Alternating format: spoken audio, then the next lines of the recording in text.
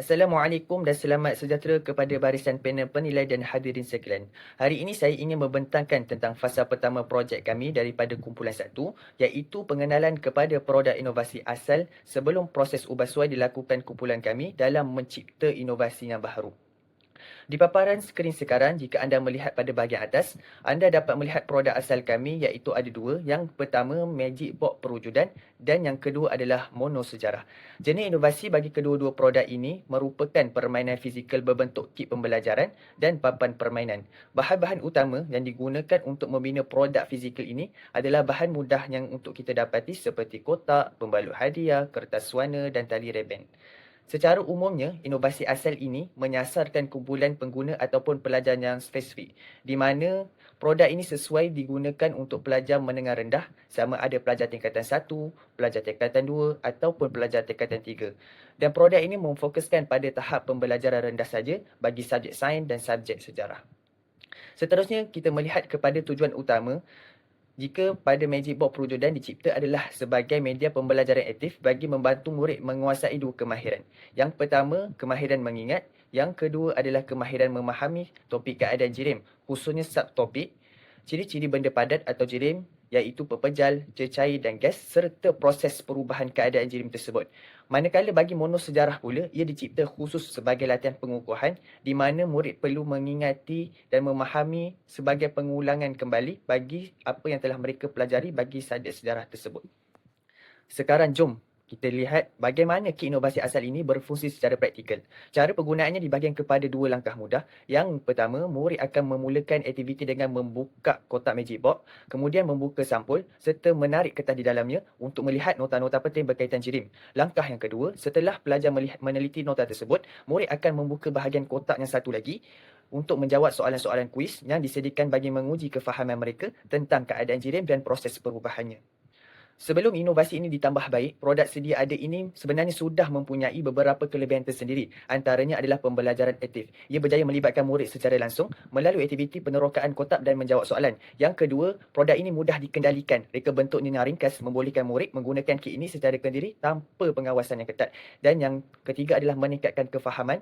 Kit ini membantu murid memahami konsep jirim dengan lebih menarik dan berkesan berbanding kaedah kuliah biasa. Sekian sahaja pembentangan saya untuk bahagian 1 mengenai inovasi asal. Terima kasih. Sebelum kami membangunkan inovasi yang baharu, kami mulakan dengan melihat masalah sebenar yang berlaku di sekolah. Semasa PDP Pendidikan Islam, kami mendapati ramai murid keliru antara rukun dan sunat wuduk, serta sering membasuh anggota wuduk dengan tidak sempurna. Dari sinilah tercetusnya idea untuk mengeditasikan produk asal iaitu Magic Box Perwujudan dan Mono Sejarah menjadi sebuah robot interaktif yang kami namakan sebagai Uduk-tron. Bagi menyelesaikan masalah ini, kami mentransformasikan kotak konvensional kepada struktur fizikal robot menggunakan kepingan alur ringan yang kali sekarang datang halasap. Setiap bahagian anggota robot ini kami reka khas untuk mewakili anggota uduk yang wajib dibasuh. Kami juga mengintegrasikan penderia sentuh dan lampu LED pada anggota robot tersebut disokong dengan modul audio untuk membimbing pelajar secara langsung tentang cara dan hukum berkaitan dengan uduk. Mengapakah robot yang diperbuat daripada alloy dan interaktif ini menjadi pilihan kami? Faktor utamanya adalah untuk menyatuni tahap pemahaman murid tingkatan 1 melalui 3 gaya pembelajaran utama. Yang pertama, visual. Murid belajar melalui nota bergambar pada skrin paparan robot. Yang kedua, auditori. Murid mendengar rakaman audio niat uduk yang jelas daripada modul suara. Dan yang ketiga, kinestetik di mana murid melakukan amali simulasi uduk secara fizikal pada robot dan bermain monopoli board uduk di bahagian perut robot sebagai latihan pengukuhan. Dengan memfokuskan kepada topik uduk dan syarat kesempurnaannya, Uduk-tron bukan sekadar alat bantu mengajar, malah satu penyelesaian tuntas bagi memastikan setiap rukun uduk dikuasai dengan sempurna dan baik oleh pelajar itu. Seterusnya kita pergi kepada kesesuaian inovasi Uduk-tron dalam PDP Pendidikan Islam berdasarkan 3 aspek utama iaitu kesesuaian kurikulum, elemen pedagogi moden dan justifikasi kesesuaian inovasi. Bagi menyokong pembelajaran abad ke-21, Uduk-tron menggunakan pendekatan station rotation, iaitu murid bergerak dari satu stesen ke stesen yang lain mengikut anggota Uduk-tron. Sebagai contoh, murid mulakan aktiviti dengan tangan kanan untuk pelajari cara dan hukum berkaitan wuduk. Seterusnya mereka akan bergerak ke tangan kiri untuk meneroka hikmah berwuduk pula. Diikuti kaki kanan untuk kenal pasti perkara-perkara makruh dan kaki kiri untuk belajar perkara-perkara yang membatalkan wuduk.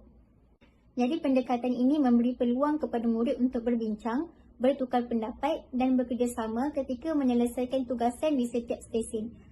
Pada masa yang sama, guru bertindak sebagai fasilitator yang membimbing murid sepanjang aktiviti berlangsung. Wudutron ialah satu inovasi PDP yang direka untuk membantu guru mengajar murid tingkatan 1 bagi topik wuduk dan syarat kesempurnaannya. Inovasi ini merangkumi 4 subtopik utama iaitu cara dan hukum berkaitan wuduk, hikmah berwuduk, perkara-perkara makruh ketika berwuduk serta perkara-perkara yang membatalkan wuduk. Bagi memudahkan murid memahami setiap subtopik, reka bentuk Wudutron diinspirasikan daripada anggota badan yang perlu dibasuh ketika berwuduk. Oleh itu, setiap anggota robot mempunyai fungsi pembelajaran yang berbeza. Bahagian kepala mengandungi elemen gamifikasi seperti misi, cabaran, ganjaran dan maklum balas segera bagi meningkatkan motivasi serta menarik minat murid untuk terus belajar. Tangan kanan pula memfokuskan kepada cara dan hukum berkaitan wuduk. Pada bahagian ini, murid boleh mengakses nota ringkas dan latihan pengukuhan bagi membantu mereka memahami setiap langkah berwuduk dengan lebih sistematik. Bagi memperkayakan pengalaman pembelajaran, murid dapat melihat simulasi amali wuduk dan mengenal pasti had anggota yang perlu dibasuh tanpa perlu menggunakan air. Jadi pendekatan ini memberi pengalaman pembelajaran yang lebih interaktif dan mudah difahami oleh murid. Tangan kiri pula memfokuskan kepada hikmah berwuduk, manakala kaki kanan memuatkan kandungan berkaitan perkara-perkara makruh ketika berwuduk dan kaki kiri pula memberi fokus kepada perkara-perkara yang membatalkan wuduk. Setiap bahagian ini disertakan dengan nota ringkas dan latihan pengukuhan supaya murid dapat kuasai setiap subtopik secara berperingkat. Seterusnya, justifikasi kesesuaian dan impak. Kalau kita tengok dari aspek practicality, Wudutron direka supaya mudah dikendalikan dan boleh digunakan semula dalam pelbagai sesi pengajaran. Susunan kandungan mengikut fungsi setiap anggota juga membantu guru menyampaikan topik secara lebih teratur dan mudah difahami oleh murid. Bagi mewujudkan suasana PDP yang lebih menarik, Wudutron ada menggabungkan elemen gamifikasi dan penggunaan VR. Pendekatan ini berpotensi untuk meningkatkan minat murid untuk belajar serta menggalakkan interaksi antara murid, guru dan bahan pembelajaran. Dari sudut ekonomi pula, inovasi ini menggunakan bahan yang mudah diperoleh dan berkos rendah. Jadi perkara ini telah membuatkan Wudutron itu lebih praktikal untuk diaplikasikan di sekolah tanpa perlukan perbelanjaan yang tinggi. Bagi pengukuhan akademik, setiap subtopik disertakan dengan nota ringkas, latihan pengukuhan dan bahan penilaian pelbagai aras. Jadi guru boleh gunakan sebagai aktiviti pengayaan, pemulihan ataupun pentaksiran formatif mengikut tahap penguasaan murid.